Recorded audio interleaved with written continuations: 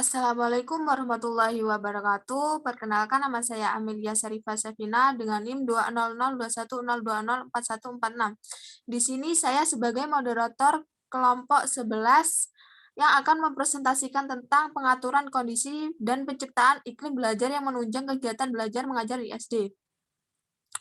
Untuk anggota kelompok 11, mohon untuk mempersilahkan diri, memperkenalkan diri masing-masing.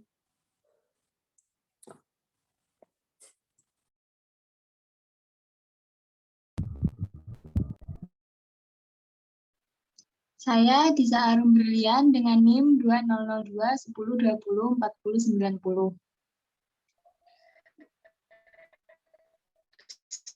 Saya Nurasidatul Quratun Ayun, NIM 200210204143. Saya Kotun Nada Zanubahanim dengan NIM 2002102042113. Selanjutnya, next Mbak, kita akan langsung mempresentasikan pemaparan materi pada kali ini.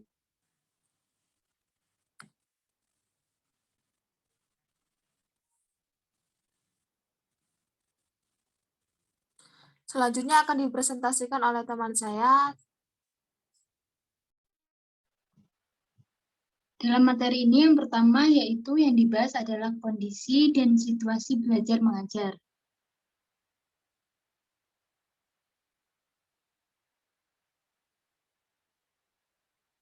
Yang pertama ada kondisi fisik lingkungan. Kondisi fisik lingkungan dan fisik tempat belajar memberikan pengaruh terhadap hasil belajar anak. Guru harus dapat menciptakan lingkungan yang dapat membantu perkembangan pendidikan peserta didik. Ruang tempat berlangsungnya pembelajaran, ruang kelas, ruang laboratorium, ruang serbaguna, aula, pengaturan tempat duduk yaitu pola berderet atau berbaris, pola susun berkelompok, pola lingkungan atau persegi, ventilasi dan pengaturan cahaya, pengaturan penyimpanan barang-barang. Yang kedua ada kondisi sosio-emosional. Kondisi sosio-emosional akan mempunyai pengaruh yang cukup besar terhadap proses belajar mengajar. Semangatnya siswa dan tercapainya tujuan pengajaran. Tipe kepemimpinan guru itu artinya adalah fungsi yang melekat pada guru ketika berada dalam kelas. Gaya apa yang muncul ketika guru melaksanakan peran sebagai pemimpin dalam pembelajarannya di kelas? Apakah gaya otoriter, segala sesuatunya diatur dan diarahkan oleh bahan belajar mandiri, yaitu siswa tidak diberikan kesempatan untuk terlibat di dalamnya? Atau gaya demokrasi di mana terjadi proses timbal balik antara guru dan murid sesuai dengan peranannya masing-masing. Sikap guru. Sikap guru yang diperlihatkan oleh guru di depan kelas atau di luar kelas yang akan mempengaruhi karakter anak. Apakah anak merasa tertarik dengan sikap guru atau malah tidak tertarik? Sikap yang baik sebagai seorang guru, bapak, ibu, kakak, orang dewasa yang memberikan bimbingan tentunya adalah hal yang paling baik diperlihatkan.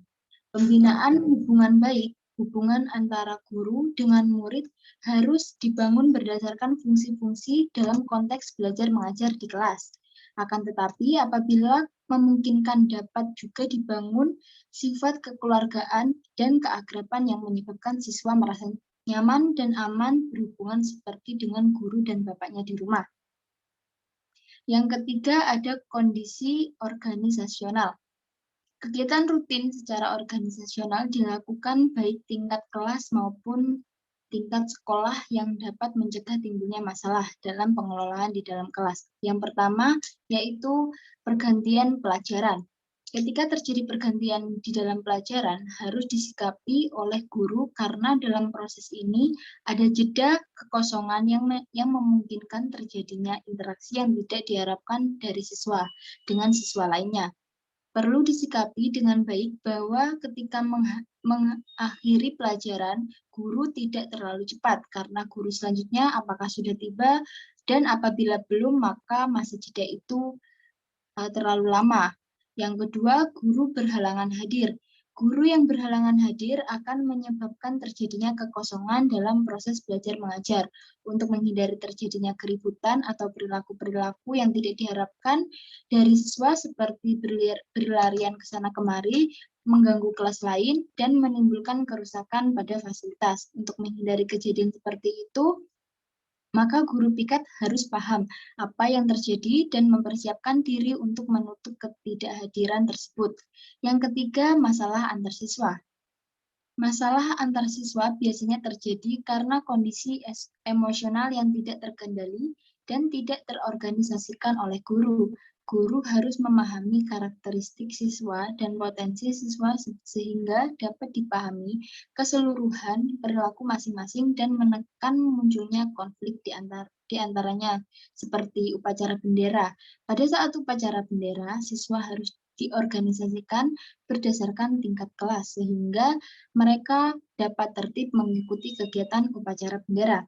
Yang keempat, seperti kegiatan lain seperti kesehatan dan kehadiran siswa, penyampaian informasi dari sekolah kepada guru dan siswa, peraturan sekolah yang baru, dan kegiatan rekreasi dan sosial. Yang terakhir ada kondisi administrasi teknik. Kondisi administrasi teknik akan turut mempengaruhi manajemen pembelajaran di dalam kelas. Pertama, daftar presensi, kerapian, kebersihan, dan keteraturan daftar presensi akan memberikan dukungan terhadap proses pembelajaran yang dilakukan. Keterdukungan dari sisi keteraturan dalam presensi akan memberikan efek psikologis terhadap siswa karena terjadi keadilan dalam perlakuan. Yang kedua, ada ruang bimbingan siswa. Ruang bimbingan siswa diarahkan untuk memberikan bantuan pada siswa secara emosional memiliki masalah. Hal terpenting dari ruang bimbingan adalah bagaimana ruang tersebut tidak menimbulkan ketakutan ketika harus berhubungan dengan guru di sana. Yang ketiga, ada tempat baca. Tempat baca merupakan bagian dari fasilitas yang memberikan kesempatan bagi siswa untuk berinteraksi dengan kawan-kawannya dengan fasilitas dan guru. Yang keempat, ada tempat sampah.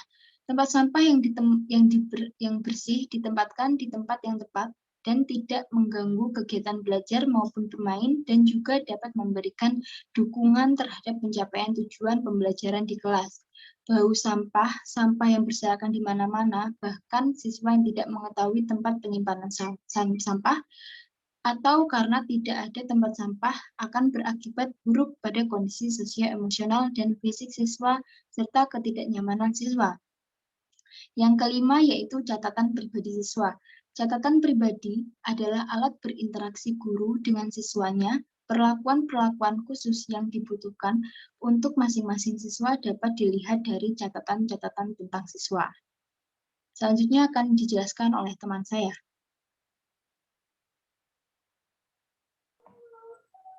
Baik, selanjutnya saya akan menjelaskan mengenai faktor-faktor yang mempengaruhi belajar.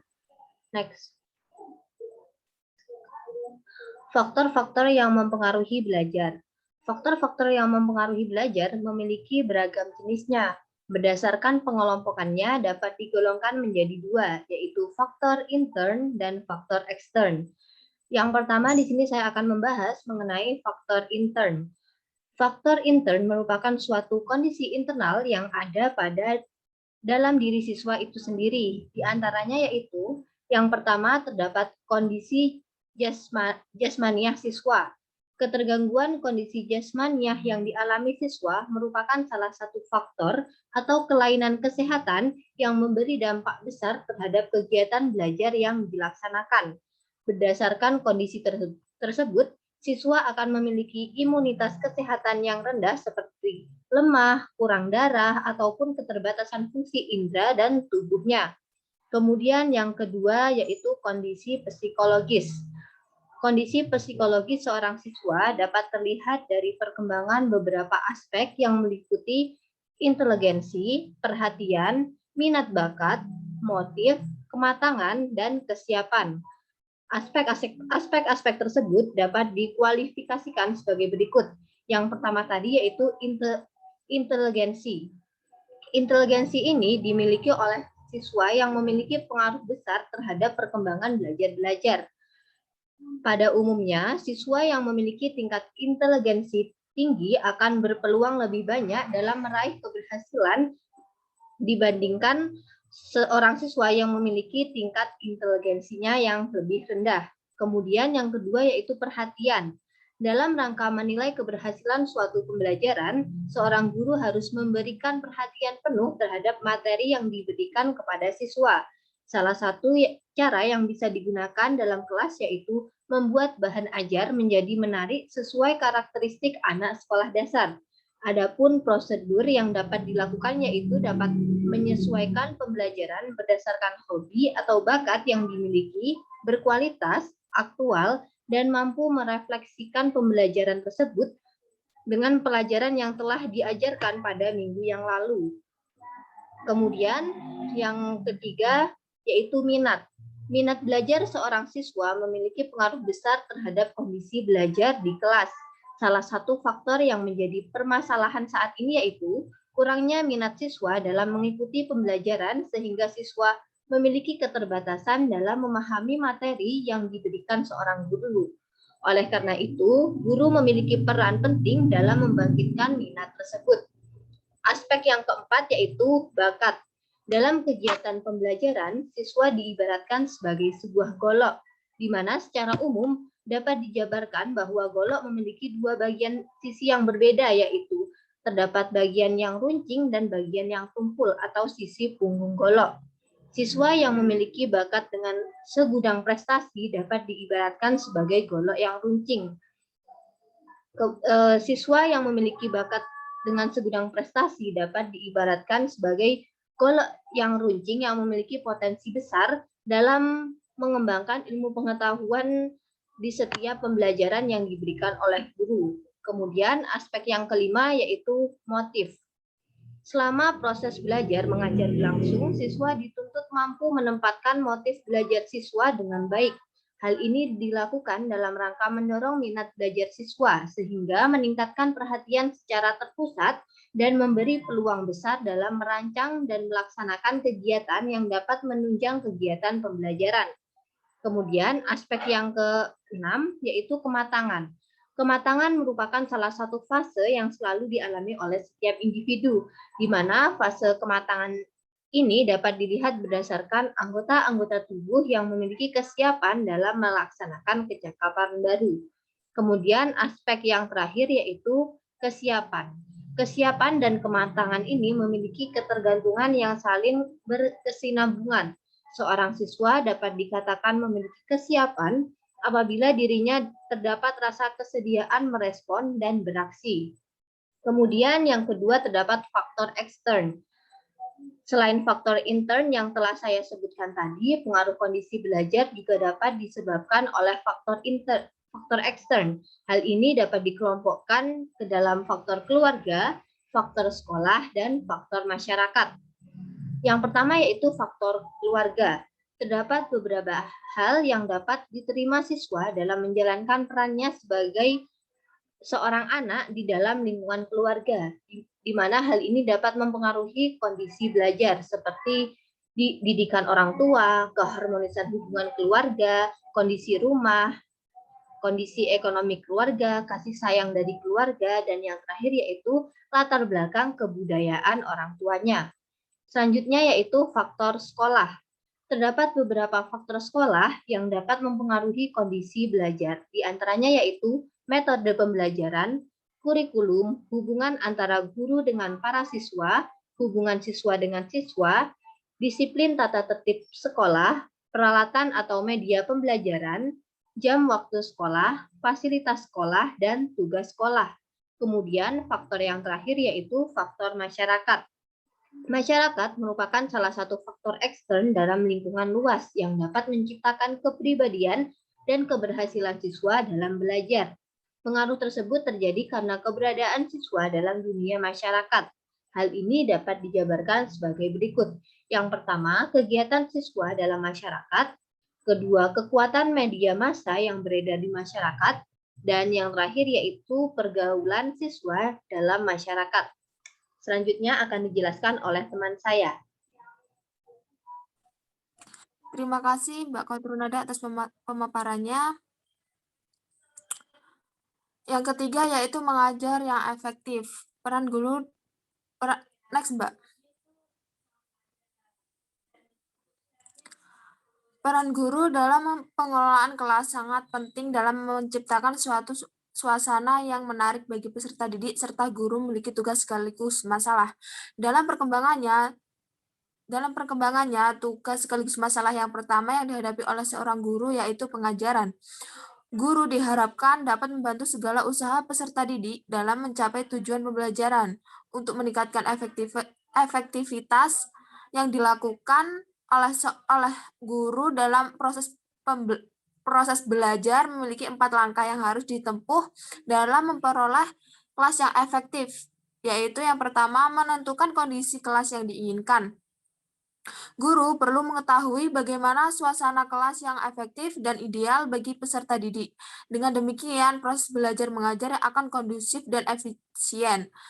Setelah itu, guru diharapkan mampu mengevaluasi pengoptimalan kelas yang ideal dan kecocokan bagi peserta didik. Yang kedua yaitu menganalisis kondisi kelas yang nyata.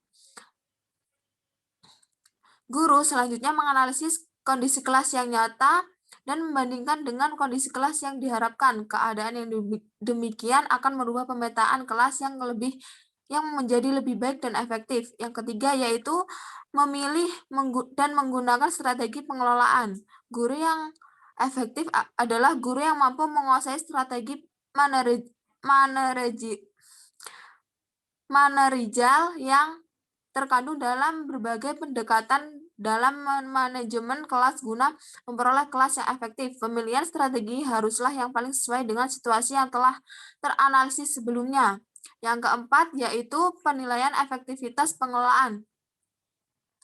Guru menilai keefektivitas dari waktu ke waktu. Guru juga menilai sejauh mana keberhasilan dalam memanajemen kelas yang efektif dan ideal.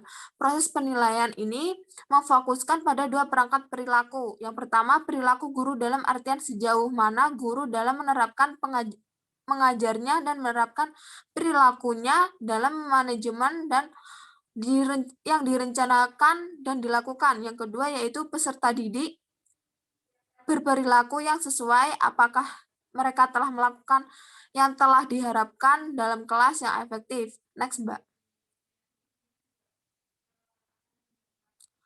Dalam memenuhi mengajar yang efektif, ada beberapa yang perlu diperhatikan dalam manajemen kelas, yaitu yang pertama, peserta didik diharapkan harus berkembang dan tidak mengamini semua yang diberikan oleh guru. Hal ini dimaksudkan yang memiliki artian tidak semua yang diajarkan oleh guru harus ditelan secara mentah-mentah oleh peserta didik, melainkan harus dipikirkan terlebih dahulu dengan pemikiran yang rasional dan berkesinambungan. Yang kedua yaitu konsep yang dilakukan dalam kelas haruslah dialektis atau bisa membangun suasana kelas yang nyaman. Yang ketiga yaitu kondisi pembelajaran haruslah menarik dan membuat pendekatan terhadap peserta didik dan memberikan kelas yang lebih berwarna. Yang keempat yaitu menyesuaikan perkembangan zaman yang ada karena kita sebagai calon guru, pendekatan terhadap peserta didik haruslah dilakukan oleh seorang guru. Next, Mbak. Selanjutnya akan dijelaskan oleh teman saya.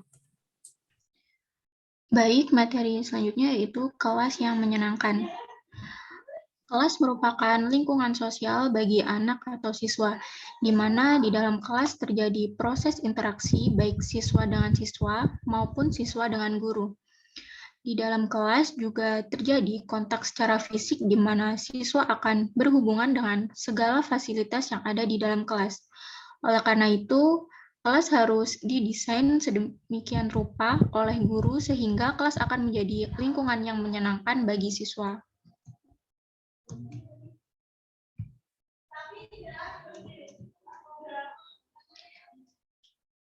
Nah, oleh karena itu, kelas harus memenuhi syarat-syarat yang menggambarkan sebagai kelas yang baik dan menyenangkan. Yang pertama, kelas itu harus rapi, bersih, sehat, dan tidak lembab. Yang kedua, kelas harus memiliki atau memperoleh cukup cahaya yang meneranginya. Yang ketiga, sirkulasi udara dari dalam dan luar kelas harus cukup. Yang keempat, jumlah siswa tidak melebihi dari 40 orang. Kemudian kelas juga harus nyaman. Yang pertama, kelas dikatakan nyaman apabila penataan ruang kelas ini menjadi terasa nyaman sebagai tempat untuk belajar dan bermain bagi siswa bila ruangan kelas tertata dengan rapi. Kemudian penataan perabotan kelas yang nyaman di mana perabot kelas yang dimiliki tidak harus mahal, akan tetapi perabot tersebut ditempatkan pada tempat yang tepat. Kemudian selain penataan ruangan yang harus nyaman, guru juga harus dapat menciptakan pembelajaran yang menyenangkan juga, antara lain menyapa siswa dengan ramah dan bersemangat, menciptakan suasana rileks, memotivasi siswa, menggunakan ice breaking, dan menggunakan metode yang variatif. Kemudian prasyarat dalam mengembangkan perancangan sarana fisik dan perlengkapan kelas tergantung pada 4 faktor. Yang pertama, aspek fungsional.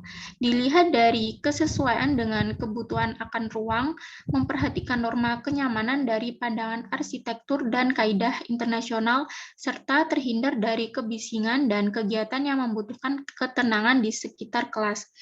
Yang kedua, aspek konstruksi. Memiliki keterpenuhan dan pemanfaatan yang dapat ditangani oleh pekerja lokal, memenuhi tuntutan kekhasan bangunan lokal, dapat dipadukan dengan bahan modern dan upaya memenuhi kebutuhan jangka panjang dan pemeliharaan yang murah, serta pemilihan metode konstruksi dan bahan yang tahan terhadap gangguan dan kerusakan alam. Yang ketiga, estetika. Memiliki kesesuaian dengan kebutuhan ruang yang layak untuk kemanusiaan.